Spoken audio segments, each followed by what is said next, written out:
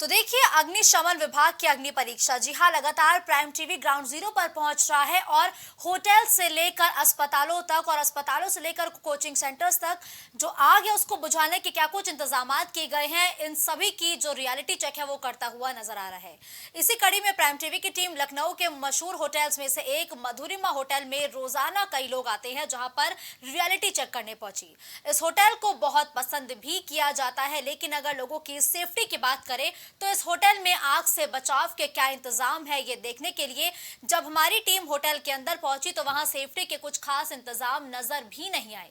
बता दें कि होटल के ठीक बगल में एक पेट्रोल पंप है, अगर आग लगती है तो यहाँ पर एक बड़ा हादसा भी हो सकता है। लेकिन इन सारी बातों को नजरअंदाज करते हुए लोगों की जिंदगी से खिलवाड़ किया जा रहा है और ये 4 मंजिले का बना हुआ होटल है जिसमें 27 कमरे हैं, लेकिन यहाँ सुरक्षा के कोई इंतजाम नहीं है। यानी कि अगर हम सुरक्षा की बात करें तो यहाँ सुरक्षा के नाम पर बिल्कुल जीरो इंतजाम है। भ्रष्टाचार की भेंट चढ़ा एक और होटल, यानी कि जो तस्वीर हमारे पीछे आप देख रहे हैं ये मधुरिमा होटल है। यहाँ पर बात की जाए, जो यहाँ पर गेस्ट आते हैं, गेस्ट रुकते हैं, उनकी सुरक्षा के किस तरह से इंतजाम किए गए हैं, इसकी तस्वीर आप साफ अंदाजा लगा सकते हैं। क्योंकि आप तस्वीर देखेंगे, पूरा कांच से ढका हुआ है, यानी कि न बाहर से अंदर न अंदर से बाहर दिख सकता है। इसके साथ ही अगर बात की जाए, अगर यहाँ पर आग लगती है तो आग लगने के दौरान कितना बड़ा हादसा हो सकता है। इसी होटल के जस्ट बगल की हम तस्वीर दिखाएंगे। वो तस्वीर आप देखेंगे इंडियन ऑयल पेट्रोल पंप, यानी कि अगर यहाँ पे आग लगती है तो आग लगने के दौरान पेट्रोल पंप जो है वो चपेट में आएगा तो हादसा कितना बड़ा होगा इसका अंदाजा भी लगा सकते हैं। लेकिन अगर बात की जाए जिस तरीके से भ्रष्टाचार की ये भेंट चढ़ा हुआ है, तो उसी भेंट के तहत जो एलडीए के अधिकारी हैं वो भी सवालों के घेरे में हैं। क्योंकि बात की जाए जिस तरह से होटल बनाया जाता है तो होटल में जो वहाँ के इंतजाम होते हैं, फिर चाहे फायर की बात की जाए, नक्शा पास की बात की जाए या फिर पार्किंग की बात की जाए, क्योंकि कहा जाता है जब होटल बनता है तो जाहिर सी बात है उनके पास पार्किंग की व्यवस्था भी होनी चाहिए। लेकिन यहाँ की जो तस्वीर दिखाएंगे, ये आप होटल देख रहे हैं, होटल के बाहर किसी तरह की पार्किंग की कोई व्यवस्था नहीं है। लेकिन अगर दूसरी तस्वीर की बात करें तो पुल के नीचे की जो तस्वीर आप देख रहे हैं, ये पुल के नीचे जो कार पार्किंग बनाई गई है ये भी पूरी तरीके से जो अवैध है, क्योंकि ये भी लीगल नहीं माना जाता, क्योंकि पार्किंग के जगह जो चिन्हित की गई है। दूसरी तस्वीर हम आपको दिखाएंगे, अपने कैमरामैन से कहेंगे थोड़ा आगे बढ़ते हुए चलें, क्योंकि ये जो होटल आप देख रहे हैं ये होटल भी एक माना जाना होटल है और ये भी गिने चुने उद्योगपतियों में भी गिना जाता है। इसके बगल की जो तस्वीर आप देखेंगे, क्योंकि कहा जाता है जब होटल बनाया जाता है तो उसके इर्द गिर्द इतने स्पेस छोड़ा जाता है कि अगर कोई आग लगती है तो जाहिर सी बात है जो दमकल पहुंचेगी उसको चारों तरफ से आग बुझाने के इंतजाम दिखाई दिए हों। लेकिन यहाँ की जो तस्वीर आप देख रहे हैं, तस्वीर अभी आपने देखी फ्रंट की, अब आप ये बैक की तस्वीर देखेंगे जहाँ से जो गेस्ट हैं वो ऊपर चढ़ते हैं। क्योंकि ये भी तस्वीर आप देख रहे हैं इधर की, इसमें भी पूरी तरीके से कांचों से घिरा हुआ है। और जो पार्किंग की यहाँ की भी बात की जाए, क्योंकि कहा जाता है जो 8 फीट की जगह छोड़ी जाती है वो जगह भी नहीं छोड़ी गई है। यहाँ पर जो गाड़ियाँ खड़ी हैं वो भी बाकायदा बाहर गाड़ियाँ खड़ी हुई हैं, क्योंकि यहाँ पर जो भी लोग ठहरने के लिए आते हैं उनसे साफ कहा जाता है कि वो गाड़ियाँ बाहर खड़ी करें और अपने सामानों की सुरक्षा स्वयं करें। क्योंकि फिलहाल जिस तरीके से यहाँ की बात की जा रही है तो इसको लेकर लगातार सवाल भी उठे, लेकिन जो एलडीए के कर्मचारी और अधिकारी हैं उन्होंने किसी तरह का संज्ञान नहीं लिया। तो अब इसमें सवाल ये उठता है कि जिस तरीके से अवैध रूप से ये बना और अगर आगजनी होती है, बड़ा हादसा होता है, तो इसका जिम्मेदार कौन होगा? क्योंकि क्या इसका नक्शा पास है या फिर फायर के विभाग द्वारा जो एनओसी दी गई उसके मानक चेक किए गए, नहीं चेक किए गए, ये भी एक बड़ा सवाल बना है। लेकिन देखना ये होगा कि जिस तरीके से भ्रष्टाचार की भेंट ये चढ़ा हुआ है तो आखिर इसमें भ्रष्टाचारी में संलिप्त अधिकारी और जिम्मेदार आखिर मौन क्यों है। वीडियो जर्नलिस्ट दीपक के साथ मोहम्मद कलीम, प्राइम टीवी, लखनऊ। तो देखिए, शहरी इलाकों में अक्सर देखा जाता है कि बड़ी बड़ी बिल्डिंग्स, कोचिंग सेंटर्स बना दिए जाते हैं, लेकिन आग से बचने के कोई भी इंतजाम तक नहीं किए जाते हैं। कई बार देखा गया है कि छोटी सी लापरवाही से जान माल का काफी नुकसान होता है। शहरों में बड़े बड़े प्रतिष्ठान, मॉल्स और शॉपिंग सेंटर्स समेत तमाम ऐसी जगह होती है जहां लोगों का आना जाना काफी होता है, लेकिन फायर से बचने के इंतजाम में व्यवस्था सिफर ही नजर आती है। ऐसे में हम लगातार ग्राउंड जीरो पर जाकर आगजनी से बचने के लिए क्या क्या कदम उठाए जा रहे हैं इसकी पड़ताल कर रहे हैं। देखिए लखनऊ के अलग अलग हिस्सों में आग से बचने के लिए क्या क्या इंतजाम किए गए हैं इस रिपोर्ट के जरिए।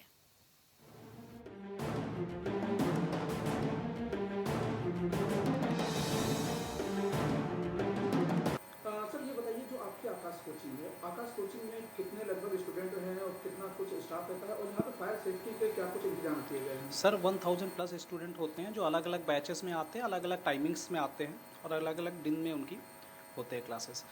अगर अपने स्टाफ की बात करें तो 30 अप्रॉक्स हमारे पास स्टाफ है। फायर की अगर बात करें नॉर्म्स की, जैसा कि अभी हमने आप आते भी समय मैं देख रहा था, आपने सारी चीज़ें चेक की प्रॉपर, तो उसमें क्या है सर, फायर के जो भी नॉर्म्स हैं हमने पूरी तरीके से कंप्लीट कर रखे हैं सर। और जो भी चीज़ें हमें बताई गई हैं, जो भी चीज़ें हमने देखी है, वो सारा हम एक्यूरेट रखते हैं सर। हमारे पास फायर की ऑलरेडी एमसी भी है जिसमें हमारी सारी चीज़ें वेल अप टू डेट रहती है, आइदर वो सेंसर हो आइदर। और हमने बीच बीच में मॉक ड्रिल्स भी करा रखी हैं सर, ताकि हमारे बच्चे भी मॉक ड्रिल सेशन काफ़ी सारे अटेंड किए हुए हैं, स्टाफ ने भी अटेंड किया हुआ है। एग्ज़िट गेट की बात करें तो हमने अपना खुद का एग्ज़िट गेट अलग से लगा रखा है, जिसमें कहीं से भी हमें किसी भी तरह की अगर कोई भी दुर्घटना की आशंका होती है तो हम तुरंत के तुरंत एक्शन ले सकें। अभी लगभग हाल ही के दिनों की जो घटना है उसके बाद क्या फायर की टीम जो आई है वो यहाँ पे मॉकड्रिल करके गई या चेकअप करके गई? बिल्कुल आई है सर। अगर लास्ट में 1 ईयर की बात करूँ तो 1 ईयर में मोर देन 3 to 5 टाइम्स हमारे पास अलग अलग टीम मेंबर्स आए हैं, उन्होंने चेक भी किया है, और अगर उनको गाइड करना है तो उन्होंने हमें गाइड भी किया है। हाँ, लेकिन उनके जो भी पैरामीटर्स हैं उनमें सब में उन्होंने हमें क्लीन चिट भी दी है और हमें प्रॉपर अपने चीज़ों पे वो किया है कि नहीं, आप अपनी जगह पे अपने जितने भी हमारे नॉर्म्स हैं आपने पूरी तरीके से कंप्लीट किया है, और सजेशन भी उन्होंने अगर कोई दिया तो उसको हमें देन एंड देयर कराया।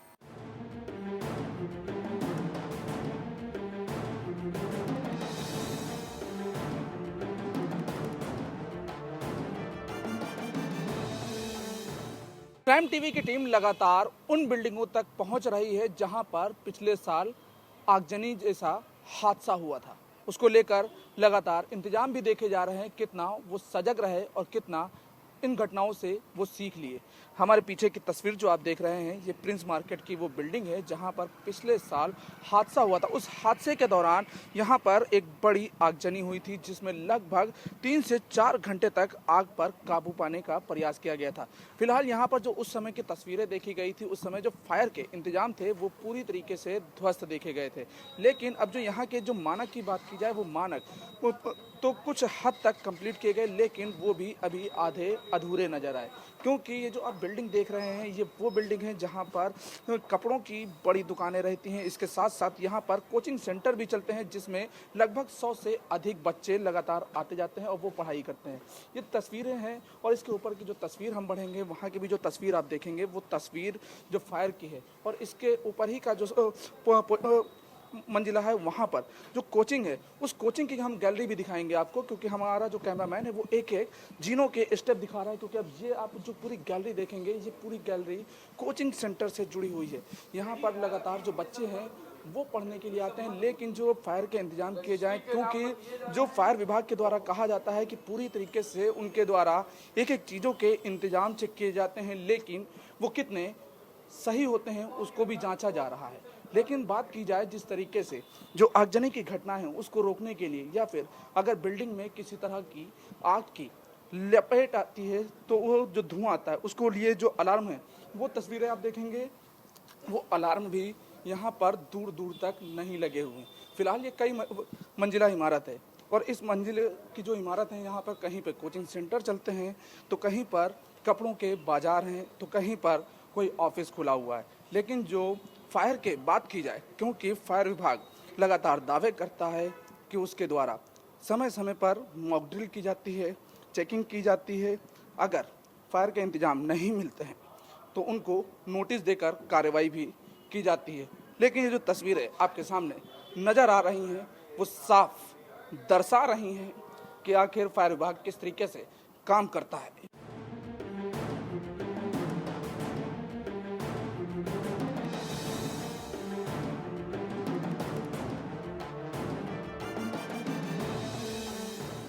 फायर विभाग लगातार आगजनी की घटनाओं पर काम कर रहा है।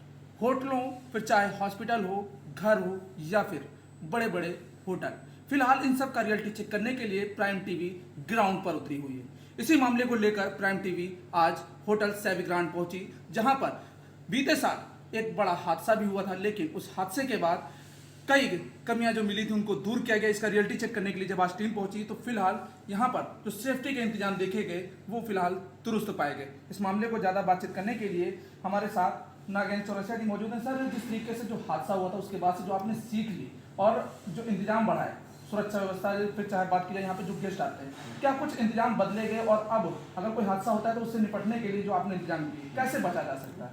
देखिए, मैं पहले भी कहता रहा हूँ कि हमारे लिए सेफ्टी सिक्योरिटी, हमारे जो मेहमान हैं, गेस्ट हैं, उनके लिए अटमोस्ट प्रायोरिटी है और इसके लिए हम निरंतर प्रयास करते रहे हैं। और जैसा कि हमें पहला ऐसा हुआ तो उससे हमने सबक सीखते हुए कई चीज़ों में हमने यहाँ पे सुधार किया। जैसे सुधार में हमने एक जो है यहाँ पे एडिशनल एग्जिट पॉइंट दिया है जो पहले नहीं था, उसको ध्यान में रखें कि भाई इस तरह की जो चीज़ें फ्यूचर में ना हो, उसके लिए हमने तैयारी की है।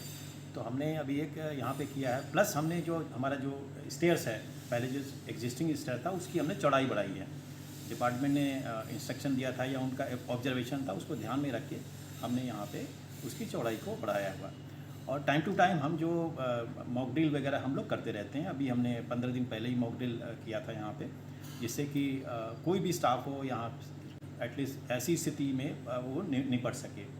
और इसका हम निरंतर इसका प्रयास भी करते रहते हैं कि जिससे कि सेफ्टी सिक्योरिटी और स्पेशली जो फायर के इंसिडेंट्स होते हैं उसको कैसे कंट्रोल किया जाए, उस पर हम निरंतर प्रयास करते रहते हैं। सर, सवाल ये है कि जिस तरीके से जो आपके पास स्टाफ है, क्या स्टाफ को भी सिखाया जाता है कि अगर जो जिस समय आग लगे या कुछ अलार्म बजे तो किस तरीके से एक्टिविटी दिखाना है, कैसे लोगों को सेव करना है, कैसे फायर को चलाना है, या जो सिलेंडर है उनको किस तरीके से इस्तेमाल करना है? नहीं, बिल्कुल, ये आपने सही कहा, हम लोग इसको टाइम टू टाइम करते रहते हैं। अभी एक हमने प्रैक्टिस बीच में भी की थी, जैसा डिपार्टमेंट ने बताया था कि आप चौथे फ्लोर पे जाइए, चौथे फ्लोर से वापस आइए 2 मिनट का टाइम, 2 या 1 मिनट का टाइम, 1.5 मिनट के टाइम में। तो हमने ये एक्सरसाइज कराया था जो हमारे स्टाफ हैं, और उसमें कई जो है स्टाफ हमारे बिल्कुल सक्सेसफुल है और इसको हम बराबर करते रहेंगे। सर, एक सवाल ये भी है कि जैसे कभी गेस्ट आते हैं, गेस्ट आए जैसे स्मोकिंग कर रहे हुए, लेकिन देखा ये जाता है स्मोकिंग करने के दौरान वो सोचते हैं कि धुआं ना जाए, अलार्म ना बजे और आपको जानकारी ना हो, तो फायर सिस्टम को थोड़ा सा खींच देते हैं, वायर यहाँ हटा देते हैं। उसके बाद जब अगर गेस्ट जाता है उस चीज़ को आप बाद में चेकिंग भी करते हैं, तो उसको दुरुस्त करने के लिए क्या कुछ जो गेस्ट आते हैं उनको भी अल्टीमेटम देते हैं या हिदायत देते हैं? पहला तो ये है कि हमने जितने भी रूम्स हैं सभी हमारे पास स्प्रिंकलर्स सारे रूम्स में लगे हुए हैं, फायर फाइटिंग सिस्टम के सारे रूम लगे हैं। उसके बावजूद हमने वहाँ पे रूम में एक टैग लगा रखा है कि इसमें हमारा होटल जो है नॉन स्मोकिंग होटल है। फिर भी कुछ एक गेस्ट अगर नहीं मानते हैं, ठीक है, तो उनको हम जो है चेक इन के वक्त ही हम बता देते हैं कि सर हम जो रूम में स्मोकिंग परमिसेबल नहीं है। अगर आपको सिगरेट पीनी है तो हमारे पास बाहर का एरिया है, कॉरिडोर, वहाँ पे आप जाके जो है स्मोक कर सकते हैं। थैंक यू सर, क्योंकि जिस तरीके से हादसों को लेकर कहा जाए कि केवल फायर विभाग ही पूरी तरह से सक्रिय नहीं है, क्योंकि उसके साथ साथ जो बड़े बड़े होटल हैं उन होटलों में भी कई जगह सक्रियता तो देखने को मिलती है, लेकिन कई होटल ऐसे भी मिलते हैं जो पूरे जो इसके सिस्टम है उसको नज़रअंदाज भी करते रहते हैं। फिलहाल आज रियलिटी चेक पर जिस तरह से प्राइम टीवी की टीम होटल सेविग्रांड पहुंची, वहां पर फिलहाल सभी फायर सिस्टम सही पाए गए हैं।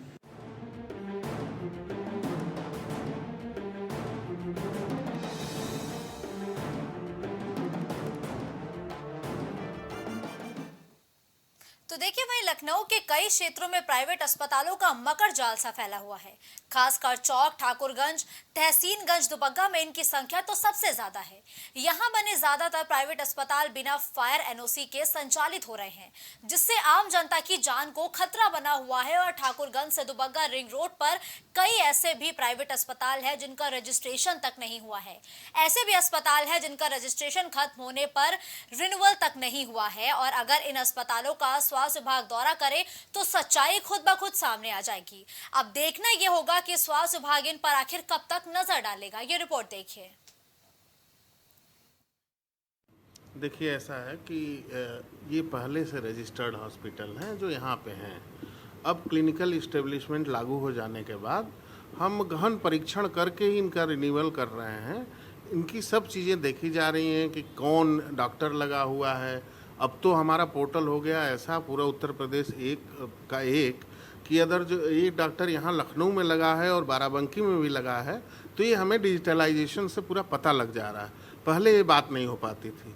तो इसी वजह से हम लोग को अब सहूलियत थोड़ी हो रही है और पूरा परीक्षण किया जा रहा है इन सब चीज़ों का।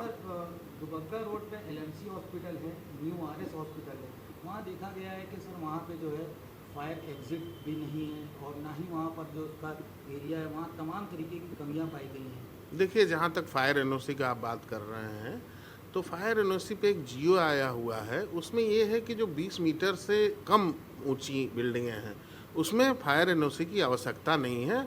हाँ, भरसक फायर इक्विपमेंट्स लगे होने चाहिए हर फ्लोर पे कि यदि कोई इमरजेंसी में आग की घटना होती है तो तुरंत बुझा ली जाए, पानी का सोर्स होना चाहिए अच्छा, ये सब चीज़ें। सर बहुत से ऐसे हॉस्पिटल हैं जो ट्रॉमा सेंटर लिखे हैं, क्या उनका रजिस्ट्रेशन है? कितने हॉस्पिटल लखनऊ के अंदर हैं जिनके रजिस्ट्रेशन रिन्यूअल अभी नहीं हुए?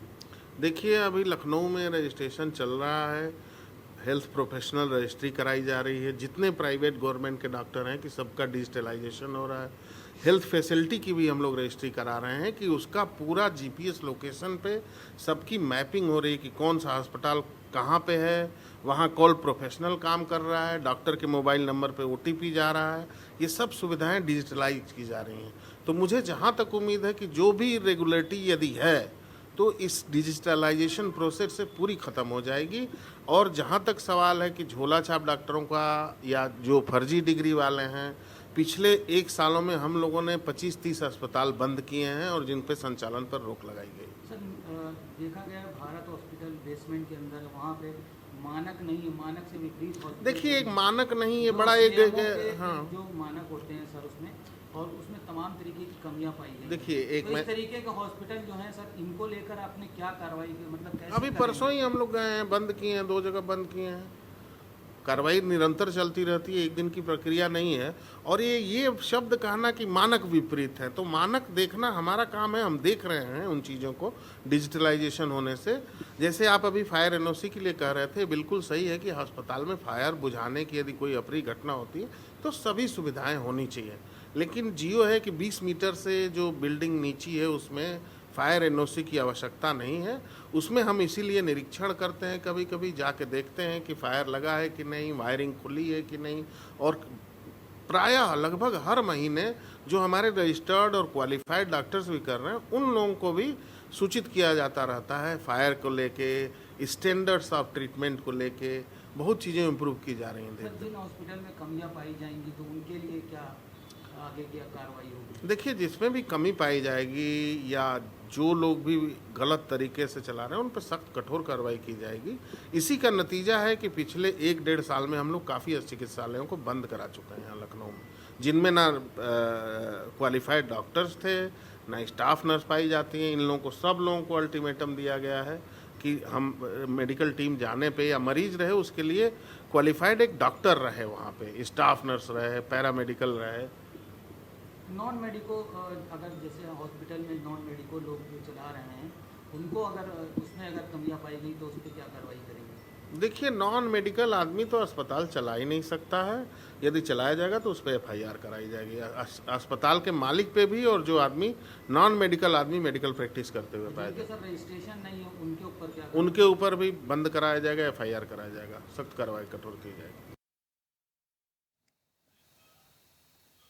स्कूल और कॉलेज ऐसी जगह है जहां कई बच्चे पढ़ने आते हैं, इसलिए बहुत जरूरी है कि यहां पर बच्चों की जिंदगी के साथ खिलवाड़ न किया जाए और उनकी सुरक्षा के पुख्ता इंतजाम किए जाए।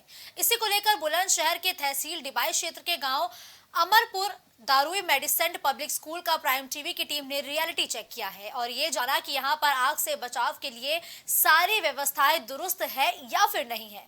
इस दौरान पाया गया कि स्कूल में आग बुझाने का सिलेंडर, फायर सेफ्टी अलार्म और फायर के पानी वाली टैंक मौजूद है। अग्निशमन विभाग के यंत्र भी हर कमरे के गेट पर मौजूद मिले, साथ ही अग्निशमन अधिकारी आपत्तिकाल फोटो कॉल भी मिले हैं, जिससे ये साफ होता है कि स्कूल में बच्चों की सुरक्षा के कड़े इंतजाम हैं।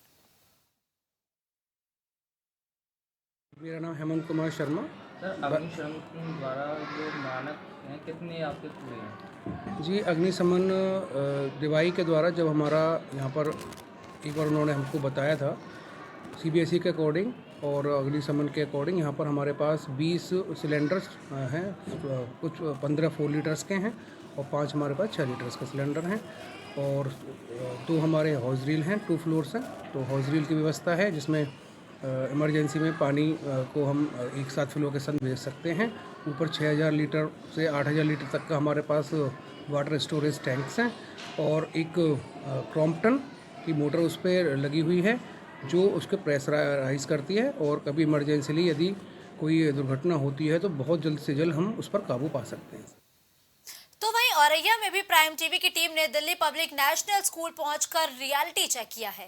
स्कूल में बसों का भी रियलिटी चेक किया गया। बसों पर लगे फायर सिलेंडर को भी बारीकी से देखा गया है। फायर सिलेंडर के संबंध में ड्राइवर से बात की तो उन्होंने बताया कि उसकी बस में एक छोटा और एक बड़ा फायर सिलेंडर लगा हुआ है। कोई आपदा आती है तो इस फायर सिलेंडर से आपदा के समय इस्तेमाल करके आग पर काबू पाया जा सकता है। इस संबंध में अग्निशमन अधिकारी तेज प्रताप सिंह ने बताया कि सरकार के निर्देशानुसार जनपद में शॉपिंग मॉल, स्कूल प्रतिष्ठान के अलावा अन्य प्रतिष्ठान पर बराबर निरीक्षण किया जा रहा है। जो भी कमियां होती हैं उनको तत्काल ठीक करने का आदेश भी दिया जा रहा है और फायर सर्विसेज को लेकर जो भी मानक है उनको पूरा कराया गया है। दिल्ली पब्लिक स्कूल इंटरनेशनल के डॉक्टर साहब भी बैठे हुए पंकज जी हैं, उनसे मैं जानना चाहता हूं कि जिस तरीके से फायर को लेकर उन्होंने क्या यहाँ पर उपकरण लगाए हुए हैं और क्या उनके मानक हैं, किस तरीके लोगों को और अपने स्टाफ को किस तरीके से वो जागरूक करते हैं। सर, आपका प्राइम टीवी में बहुत बहुत स्वागत है और इसके लिए मैं आपको पूछना चाहता हूँ इस तरीके से फायर को लेकर जो शासन निर्देश है उस पर किस तरीके आपने उपकरण लगाए, क्या कहना चाहिए? सरकार के निर्देशानुसार हमने जो है मानक के अनुरूप फायर सेफ्टी के लिए मोटर लगाई हुई है, पानी की टंकी का प्रावधान किया हुआ है, पूरा सेटअप लगा हुआ है आग बुझाने के लिए और सभी टीचरों को ट्रेंड किया हुआ है। फायर सेफ्टी विभाग से, फायर स्टेशन से समय समय पे अधिकारी आते रहते ट्रेनिंग देते हैं कि किस तरह आपको चलाना है। जैसे हमारे ट्रांसपोर्ट में गाड़ियाँ हैं, बसें हैं, उनमें बाकायदा फायर के सेफ्टी के लिए सिलेंडर लगे हुए हैं जिससे आग बुझाई जा सके, बच्चों को कोई क्षति ना हो। विद्यालय में टंकी पानी भरी हुई है, सब उपलब्ध है, जो समय समय पर कोई घटना घटती है तो तत्काल प्रभाव से रोका जा सके। इस संबंध आपको कोई फायर स्टेशन द्वारा कोई एनओसी वगैरह मिली? हाँ, फायर स्टेशन के द्वारा मुझे फाइनल एनओसी मिली है जो मैंने सभी मतलब फॉर्मेलिटी पूरी की हुई है। सभी संयंत्र देख के अधिकारियों ने बाकायदा मुआयना किया मौके पे आके, उसके बाद मुझे जो है फायर के लिए फाइनल एनओसी दिया हुआ है। ये आपके सामने समझिए।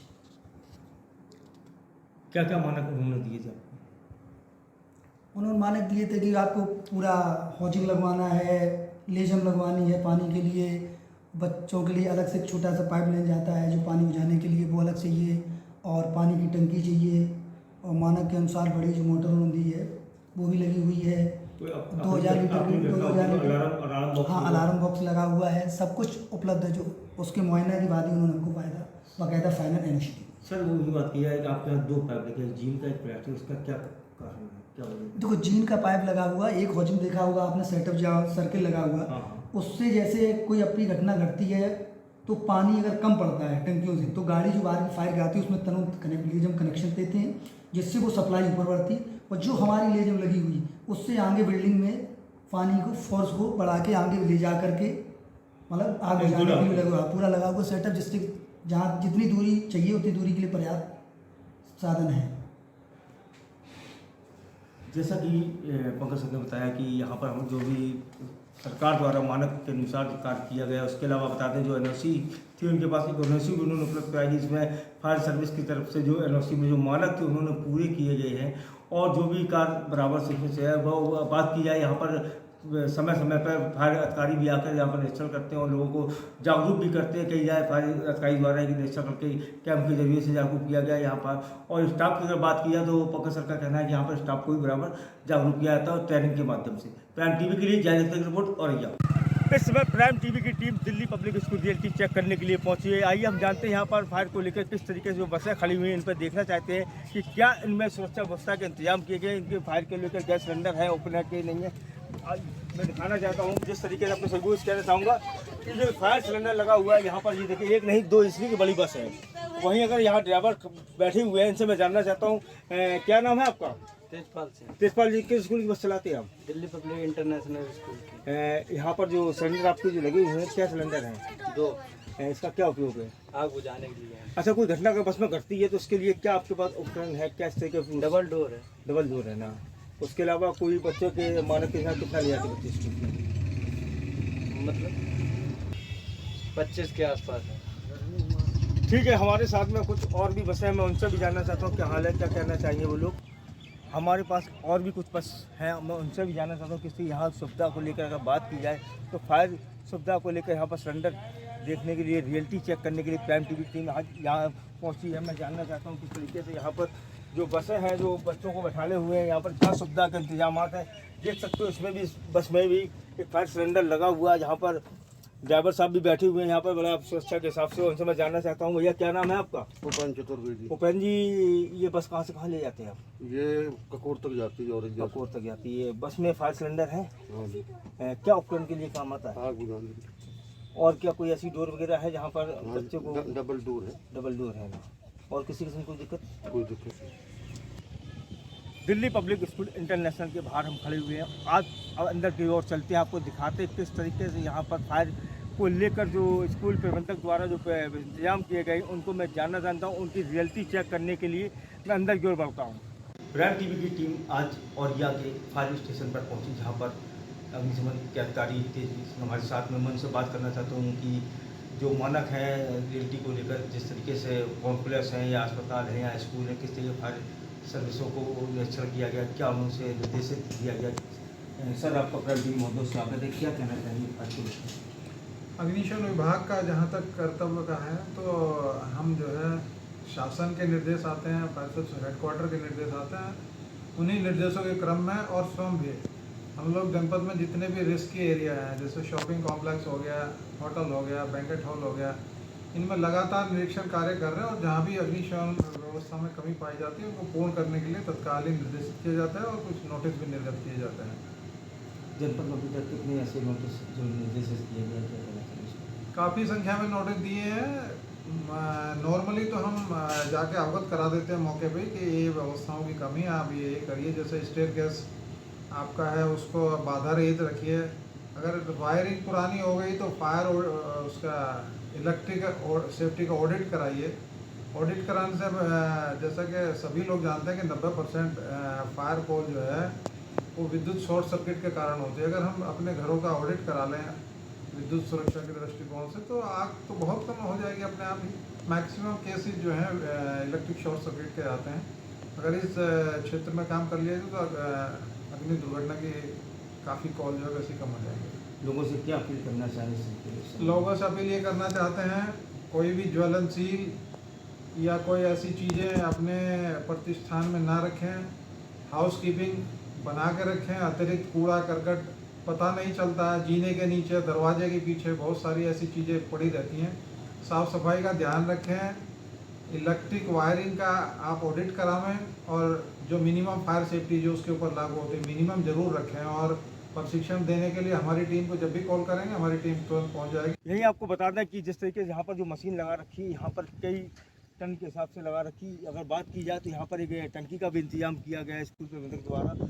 और जो भी कोई अगर आपत्ति घटना घटती है उसके लिए तत्काल प्रभाव से इस मोटर के माध्यम से पूरे स्कूल पर काबू पाया जा सकता है। कुछ उपकरण नीचे भी लगे हैं, मैं आपको चल के दिखाना चाहता हूँ किस तरीके से यहाँ उपकरण लगे हैं। आइए हमारे साथ। जैसा कि यहाँ बात की जाए, यहाँ पर एक बॉक्स लगा हुआ है, जहाँ पर एक जीन लेस भी लगी हुई है। आप देख सकते सहयोगी स्कैनर करते हैं, यहाँ पर जीन लेस लगाकर ही यहाँ पर एक कवच के अंदर पैक करा का अलार्म की व्यवस्था है। यहाँ पर ये मोटर मशीन को भी दे रखा है, पानी जिससे कि ऊपर नीचे पास सप्लाई हो सके। वही अगर बात की जाए तो प्लास्टिक लेज भी है जिसको काफ़ी लंबे कई मीटर के हिसाब से 30 से 40 मीटर के अंदर में होगी, ये पूरे स्कूल को कवर कर सकती है। और भी यहाँ पर बताना कि आपको उपकरण नीचे लगे हुए, नीचे तक बढ़ना चाहता हूँ किस तरीके यहाँ उपकरण है, क्या क्या जिस तरीके देख सकते हो इस तरीके से यहाँ पर ये गोल प्रयासा भी है। यहाँ पर जिसको ओपन करने से ही वाटर लेवल ऊपर के लिए बढ़ता है, जिस तरीके से पहली मंजिल के बाद दूसरी मंजिल, तीसरी मंजिल। और यहाँ पर बात की अगर कोई अपनी घटना घटती है तो यहाँ पर एक लेज का भी इंतजाम किया गया है जो पूरे कॉलेज को ही कवर कर सकता है। और यहाँ पर आप बता दें यहाँ पर जिस तरीके से उन्होंने डोर बना रखी है, क्या आपके मानना है? क्या मैं अपने सहयोगी से कहूँ दिखाइए इसकी इस तरीके से ये हाउस मशीन लगी हुई है जिसमें 2 पाइप की भी व्यवस्था है। अगर कोई घटना घटती है इसमें इमरजेंसी के लिए भी बना हुआ है। यहाँ पर एक नहीं 2 पाइप को भी ये लगाया जा सकता है। और वहीं अगर बात की जाए यहाँ पर 2 बॉक्स को भी बनाया गया किस तरीके से, यहाँ बॉक्स में जो झील का जो कवर बोलते हैं, जिसको पाइपलाइन बोलते हैं, पानी जैसे वाटर लेवल अंदर रहता है, उसको ये कोई अपनी घटना होती है तत्काल प्रभाव से यहाँ पर स्कूल में जो स्टाफ लगा हुआ है उसको तत्काल प्रभाव से लेस को खींच कर आग पर काबू पाया जा सकता है।